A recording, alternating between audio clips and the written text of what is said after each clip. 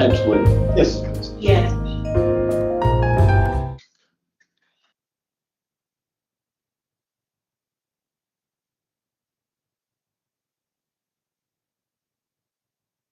Okay. Thank you. Who do we have up there, Karen? We have I got, need binoculars from back here. I'm sorry? I need binoculars from back You here. can come sit up here. I may have to. We've got Kristen Jones and Tate Lewis and Janita Griffith and Ted Lampton. And Liz is in the room. And Christina Kelsey's the one we're waiting for. Christina. Okay. Do we have somebody? Okay, we got everybody. We've got somebody from everywhere Okay, good. except insurance, yeah. Well, then let's go ahead and let's start. Has everybody had an opportunity to review the minutes from January? Okay, I would entertain a motion to approve the minutes. So moved. Second, Second. any discussion? All in favor of approving the minutes from January 15th, 26, say aye. Aye. Any Aye. opposed? Any opposed? Ayes have it, we approve the minutes. Now, Patrick, are you gonna do? Yes, sir, I am. All right, certificates of coverage, let's cover those. Yes, sir, thank you. We have 7 political subs who have applied and have been approved for certificates of coverage. You'll find those in your packet behind agenda item 2 for the board review. I'll entertain a motion to approve, those certificates of coverage. So moved. Second, Second. okay, any discussion? I always have to ask this question when I start seeing people in Southwest and all of that.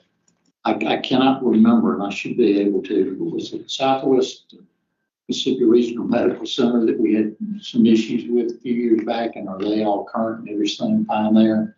Which one of the hospitals? I can't remember which one, but they wouldn't get a certificate. Yeah, you have to be up to date. That's what I thought. Yes, sir. All in favor of approving these 7 entities? Aye.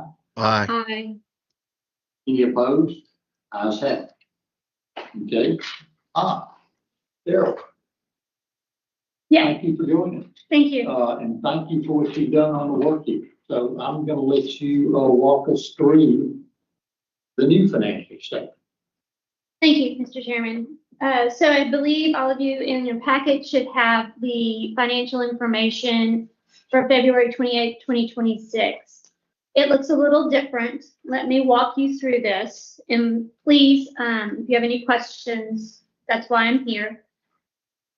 Okay, so we did let the board know previously we were going to be updating kind of the financial information. So what we've done is it's similar information, but just presented in a little different format. And we did change the information from being purely on a cash basis to what you might call a modified accrual basis. And we're going to go through what that means. So when you look at this on the left side of the page, you've got 2 months ended, current year compared to prior year. So that would be January and February of 2026 compared to January and February of 2025. And then on the right side, we're going to present the year-to-date results, which would be the 8 months ended through the current year, 2028, 2026 through to February 28, 2025, prior year. Sorry, tongue-tied there. All right. So left side's the 2 months ended, right side's year-to-date. Now, as you look through the information, you're going to notice there's an assessments, tort claims, legal expenses, and something called contribution margin. We intentionally presented a subtotal called contribution margin so you could see what the program was doing related to the assessments. So it's what we're assessing from premiums, and then the tort claims and legal expenses related and incurred for the period of time presented related to everyone that we've assessed premiums to. So your contribution margin, you can kind of think of it as more of your direct costs, in other words, of the program. And then afterwards, you've got administrative expenses and then our other revenue sources outside of our assessments to get you to kind of a bottom line of, okay, how did we do for the period? An increase or decrease in net position. Now, having said all that, few things of note. Our assessments are billed annually. So they're billed in October, which means our revenue is going to be recognized in October. We might have some small adjustments throughout the year. However, most of the billing is in October, and that's when the revenue would be recognized. The other thing of note is now tort claims and legal expenses are reported based on an accrual of CCMSI's invoicing. So now everything's going to be a little bit more in line. Also, we've presented some balance sheet information, and we've also included our investments that Trinity Capital investors manage for us. And at this point, we're not booking a market value adjustment that's booked annually, but we're working on moving that towards, we're going to be booking that monthly. Okay, that's a lot of information, and that's a lot, but let's walk through it now a little bit more in detail. We're going to walk through the 2 months ended February 28, 2026 results. Any questions? Yeah. Just one question. Just remind everybody, when you said the CCMSI accrual on the legal expenses, how that's operating now as opposed to how it operated in the past. Absolutely, Mr. Chairman. Thank you. So in October, Patrick's going to keep me in line here. In October, that process changed. In October, what we asked was from all of our legal advisors to go ahead and every 90 days submit their invoices. So that's a first change because that was not happening in the past, which meant we could have invoices, that we got invoiced once a year that were for the whole year. So we've asked now that every legal firm we're working with submit invoices every 90 days. That'll keep it a little bit more current. The second thing we did was we now have all of our legal being handled and managed by a third-party administrator, which is CCMSI. Is that? That's it. I think bring you back up to speed on that.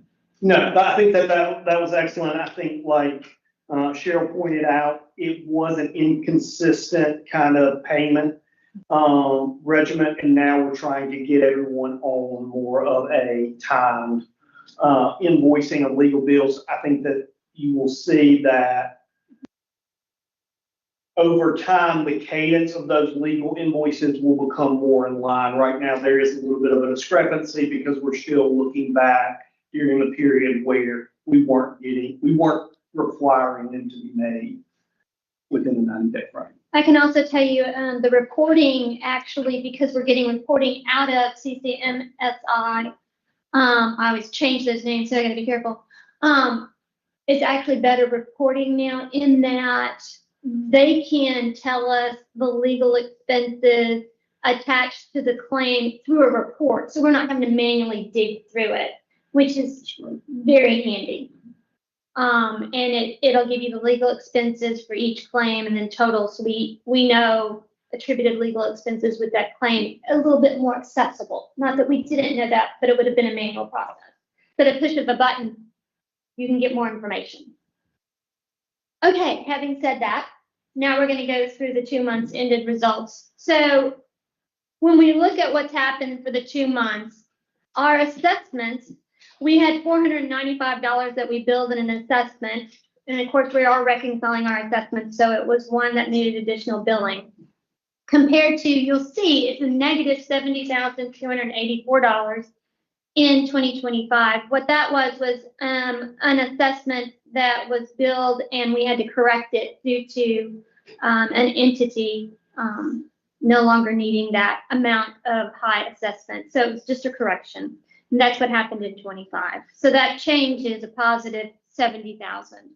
When you look at for tort claims, we have 622,000 compared to 304,000 in 25.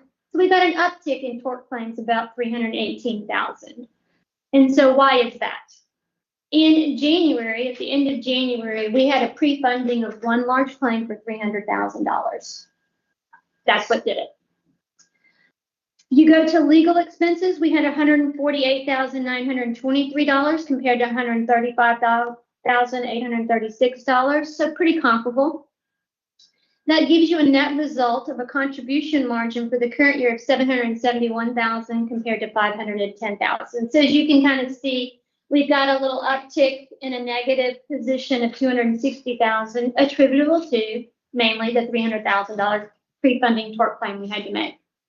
Our administrative expenses were $148,000, and our same time last year was $158,000. Pretty comparable administrative expenses, which gets you to a net result from an operating kind of loss of $919,000 compared to $669,000 last year. Still a decrease of $250,000, but again, the claim. Other revenue sources. I'm going to break this down into two. The first one is interest income. So we earn interest income off of our equity in our investment internal pool, which is not the investments that our advisors, Trinity Capital investors, help us with. So that was $70,000 compared to $56,000 last year. So kind of comparable. Investment income off of the Trinity Capital investors portfolio managed, $56,000 compared to $85,000 same time last year. Still kind of comparable. So where did we end the year? We ended the year in a negative, meaning a decrease in our net position of $792,000 compared to last time, $526,000. So slightly down to $265,000, which again, all attributed to the one tort claim. Now, let's hold, because I know that looks like, okay, we've got a decrease in the 2 months, which you're going to have decreases in the months that we haven't filled our assessment. So really, you're going to look at more of a year-to-date to kind of get the seasonality out of things. So where are we year-to-date? Let's go to the right side. So if you go to the right side, our 8 months ended, our assessments were $4.7 million compared to $4.6 million. So we have an increase of about 2%. It's about $96,000 increase. Our tort claims were pretty comparable. $2,539,000 compared to $2,583,000. So just a slight uptick, actually down. Legal expenses, $642,000 compared to $446,000. Now this increase in legal expenses, we believe it's because of our change in process, because now we're getting more up-to-date invoicing. So we believe like this should kind of be comparable and be up to date when we've got a full year of that process to compare to. So where did we land in on a contribution margin? Pretty comparable, $1,518,000 compared to $1,574,000 last year. Our administrative expenses were $527,000 compared to $500,000 last year. So pretty comparable.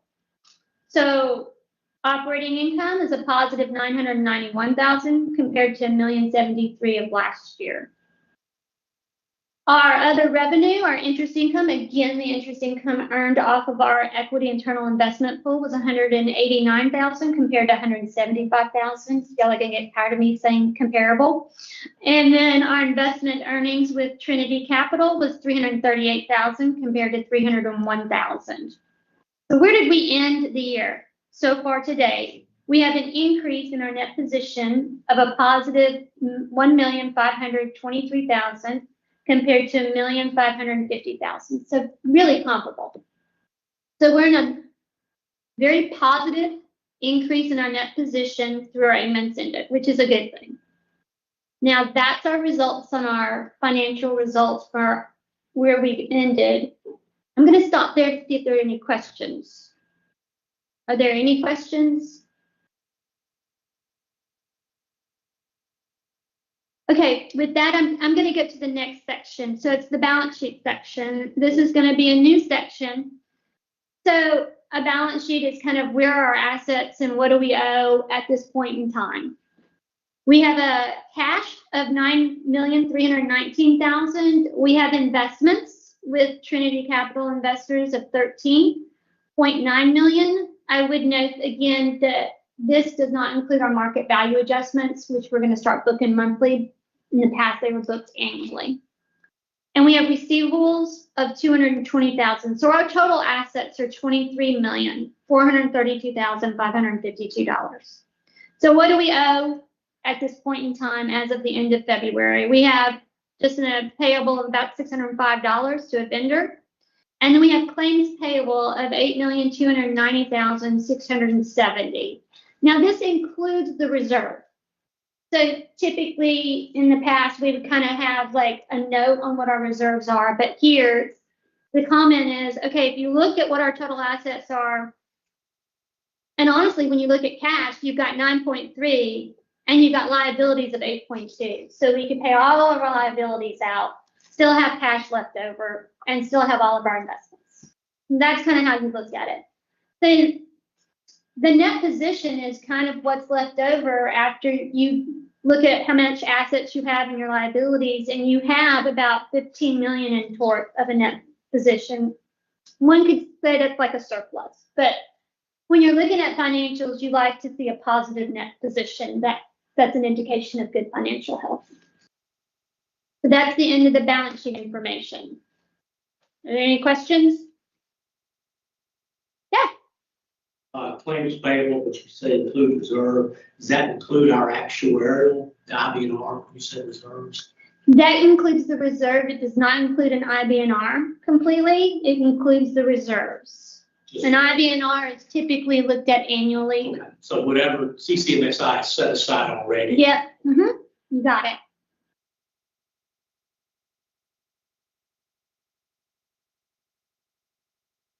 Are there any other questions? I want to make one observation about that. Sure. If everybody understands this, has no questions, this probably isn't a necessary statement, but when we move back over to the left side, Yes. and it actually shows, and I'm going to make a statement and you need to tell me if I'm accurate or not. Okay. It shows an increase or decrease of 792. Yes. And the only reason that is the case is because of the change we've made in how we're looking at revenue and expenses. Because if we took the total contributions and assessments and divided it by 12, and looked those on a 12-month basis, that would adjust that number. So everybody needs to know we didn't really lose $792,000. That's an accurate statement. Okay. Yeah.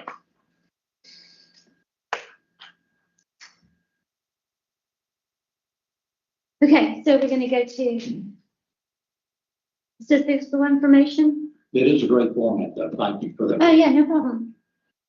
If you look at the statistical information, this is our claims data. And what we wanted to do is take a look at our claims data during the period and year to date. So on the left side, this kind of gets a little busy, so let me walk you through it. There's 2,634 claims open at the beginning of the period, which would be the beginning of January of 2026. There were 80 new claims during the period, and then there were 70 claims closed for a total of 2,644 claims. Compared to same time, 2 months for 2025, beginning was 2,648 claims. New claims during the period were 83. Number of closed claims during the period was 117. For number of open claims at the end of period, 2,614.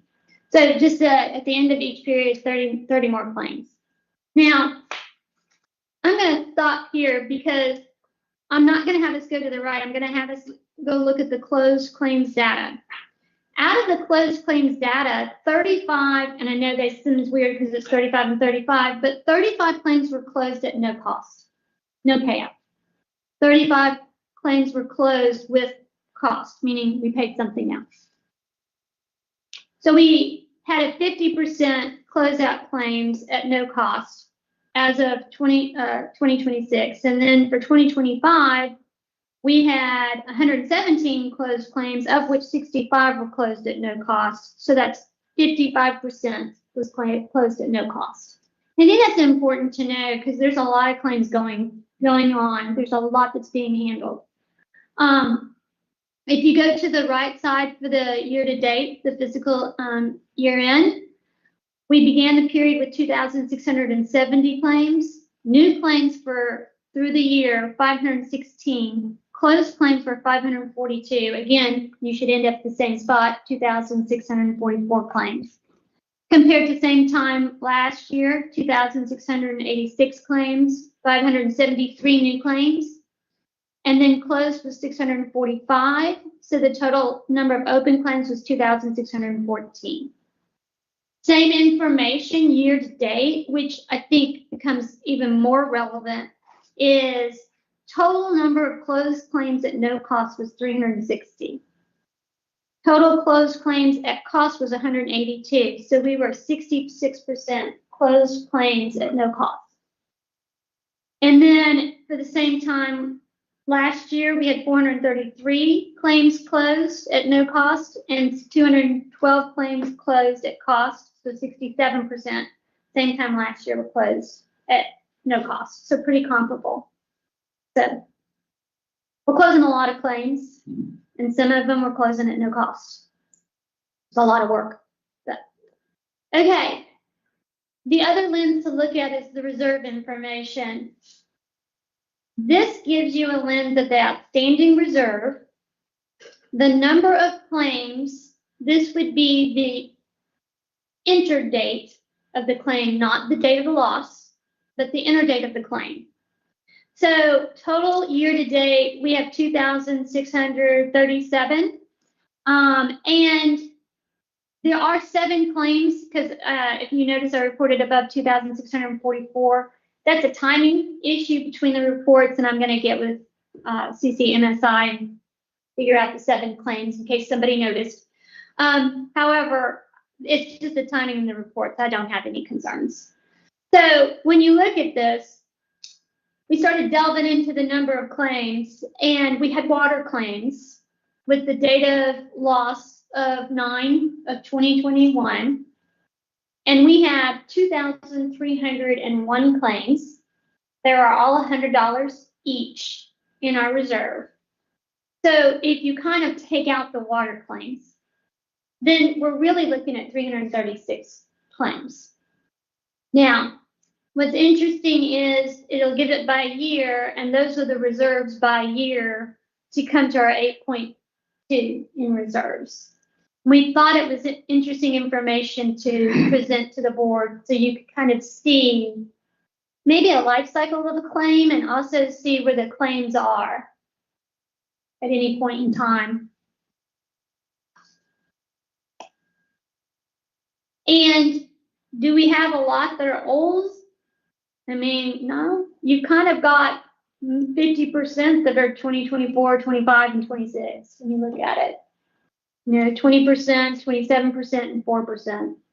So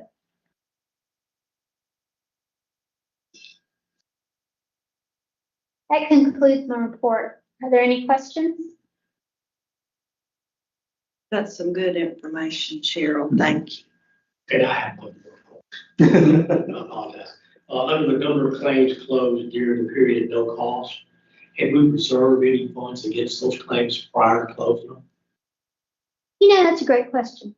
And if so, can we bring those reserves forward? Is it? Oh, actually, technically, so those reserves are,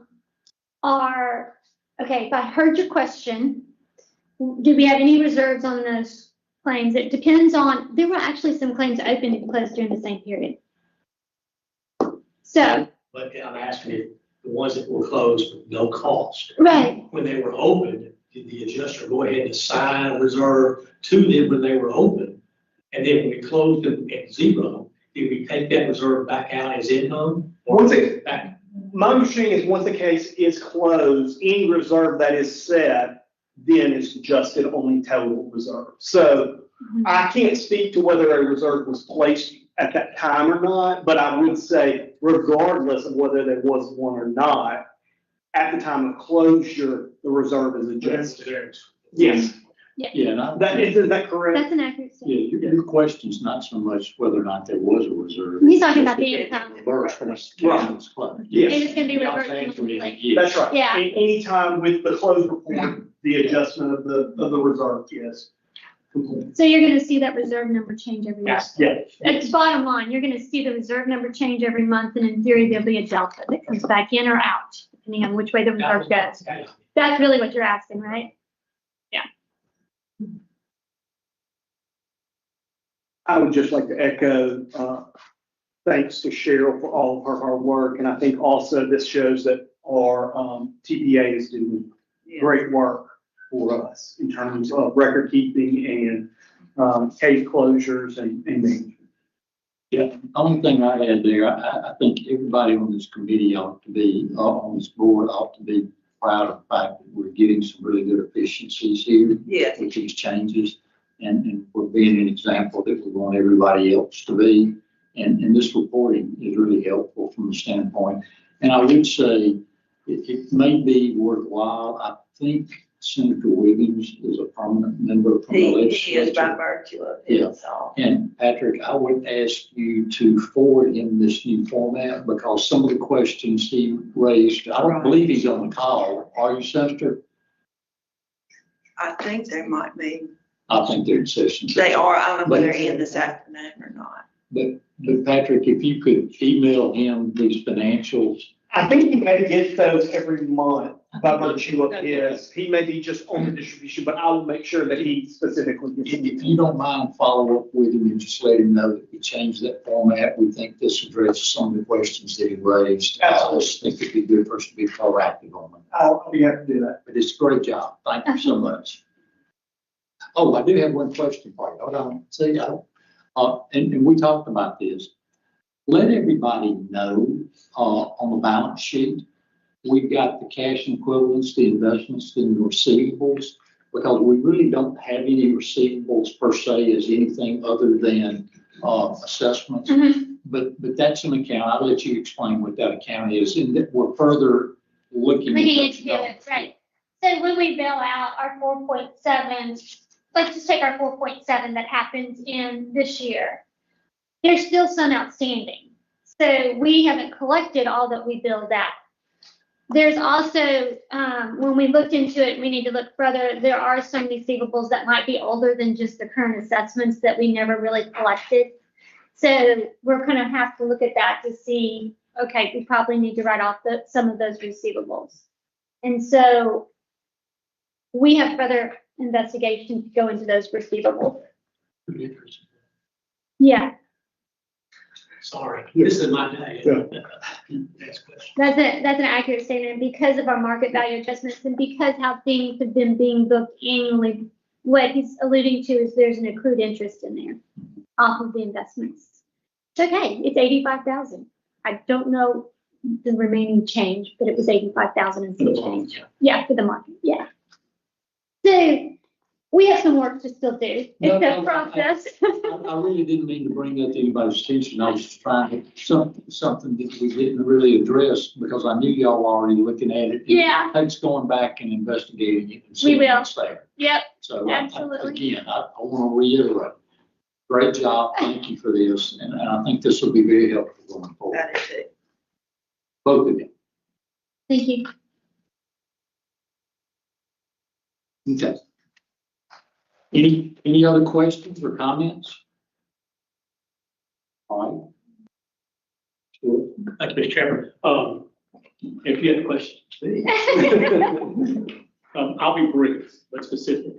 If you look at your monthly executive summary portfolio, a couple of numbers I want to point out to you. The portfolio is earned about 2 3/4 through the 8 months of February 2026 on a return on investment basis. It's yielding right now 367 with a market value, because market value is a little less than the book value of right over 4%. We're interpolating that the return on investment will be just under 4% for the calendar year. I can't remember, Cheryl, what the actuarial hurdle is with Chris. I think it's somewhere around 2 or 3%. So we're trying to make sure we exceed that. 3%. Okay, so that's the goal. The portfolio still is relatively short in about 2 years. We've made $338,000. We project over the next 5 months, we'll be able to bring that number pretty close. If we hold our mouth like pretty close to about $500,000. Should be a slight increase from FY25. That's it, Mr. Chairman. Thank you. I appreciate it. Any questions? It's hard to follow, Cheryl. But you did an admirable job. You said. Okay. All right. Each attorney approved. Yes, sir. We've got 6 attorneys for approval by the board to be added to the defense attorney list. I would point out that it actually represents, while 6 attorneys, it's 3 separate firms. The first 2 are from the same firms of Jurgen Counsel and Attorneys, Mr. Hill and Mr. Weeks. Then Burke, Perkinson and Meredith Luketsky. They are from Mitchell McNutt, and they're actually seeking approval by virtue of Mississippi State University for IHL. And then the second is from the Deaton and Berry law firm. That would be Wade Manor and David Berry. Do we already have anybody that's in these firms that are members? I know for Mitchell McNutt, I do not. I know there's. I do not believe for the other 2. Okay, I didn't think so. I was curious. They're smaller. Any questions about the resumes of these attorneys? Hello? Does this go through the CNSSI system too on the approvals? Yes, sir. So once they are approved and added to the list, they will sign the original contract with the with the board, and then for each individual matter that they're actually assigned, they will get a case assignment that is a little more specific Okay. to the matter. And I think y'all have answered this probably at least half a dozen times, so forgive me for asking one more time. But do we ask for a certificate of insurance? Yes, we do. I thought we did. I just want to make sure. Okay. Do I have a motion to approve these 6 attorneys? So moved. Second? I'll second it. Thank you. All in favor, say aye. Aye. Any opposed? The ayes have it. Let's move on to old business. I don't know that we have any. Nothing. So let's move quickly into new business. Yes, sir. We have one matter that I'd like to bring to the board's attention, and that is a discussion of our attorney rates. A request for us to consider, or at least bring the issue to the board's attention of where our rates fall when we last raised those, and if the board would like to take up the matter of potentially raising those rates, or if they'd like to stay. The current rates are $170 an hour for our normal torts cases, and then $200 per hour for our med-mal cases. Those rates were raised back in November 20th of 2021. And at that time, they were raised from $135 an hour and $165 an hour. Prior to that, it had been 13 years since the board had raised the rates. I would call out that UMCs, we do look at and consider UMC's rates, and their current attorney rates are $265 per hour. And obviously those are in med-mal matter. I think unless, I want to make this statement before we take a motion, if it's okay. I think I'd like to have a motion to approve rates and let there be a second, or we can just have a general discussion and table this to the next meeting and let everybody get an opportunity to think about this. I think our preference always is not to just bring something up brand new without people being able a chance to think about it. And so, but I will certainly defer to the committees, to the board's desire on this. If we're prepared and ready to move forward, we can, or if we just want to have a general discussion about what we think these rates ought to be. First of all, if there should be adjustment. Second of all, what the adjustment should be. And then next of all, I think it's worth having a conversation along the lines of how often we think we ought to look at readjusting these, because when you look at a 13-year period, that's kind of excessive. 21 to 26, maybe not, but one raise in 18 years is a long time. I will add, Mr. Chairman, that I failed to call out the paralegal rate that we do have, and that currently is $75 per hour. And UMC's paralegal rate is 105 currently. Well, let's do this. We can start with a motion. Do I have a motion to adjust rates for our attorneys and paralegals?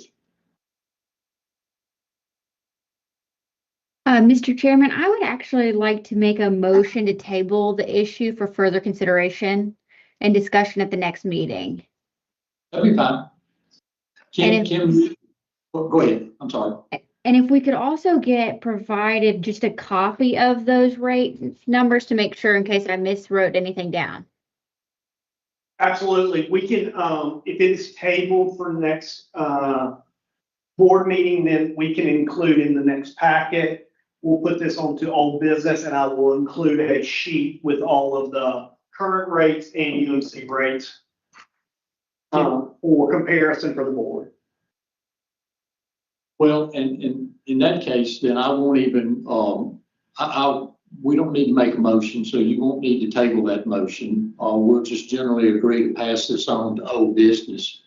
But I think it is helpful, since we've got everybody here, to at least start our thought process, is to have just a brief conversation about whether or not we think we need to adjust the rates. Not the number, just whether or not we need to. And then give people an opportunity to think about it. Because if the board doesn't think we need to be adjusting, then we don't need to move on. Anybody have any thoughts on that?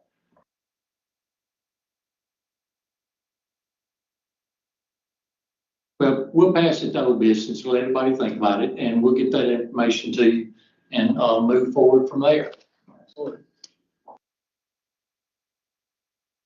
I think we do have one issue we need to take in executive session. So if I could have a motion to close the meeting to determine whether or not we should go into executive session. So moved. Okay. Can I have a vote on who all's in favor of moving into executive session? Aye. Aye. Any opposed? Okay. The reason for moving into executive session is going to be to discuss the litigation and a possible settlement on a new case.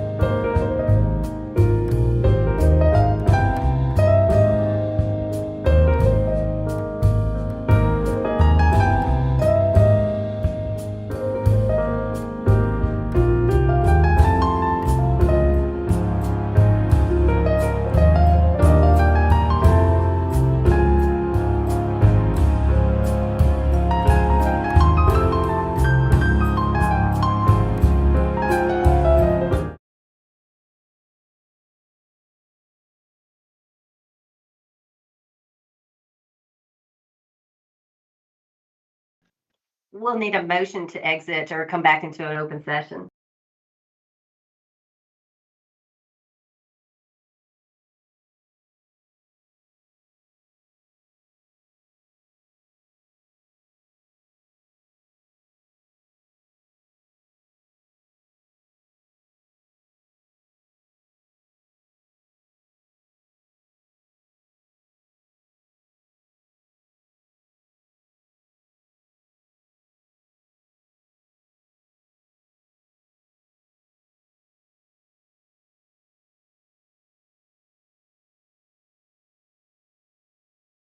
In the general session that we discussed the settlement of a lawsuit in executive session and voted to approve a settlement in a unfiled lawsuit.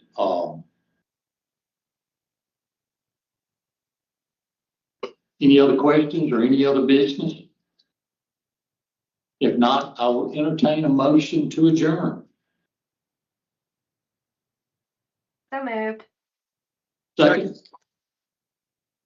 Thank you everyone for being here. I appreciate your time and commitment to the board.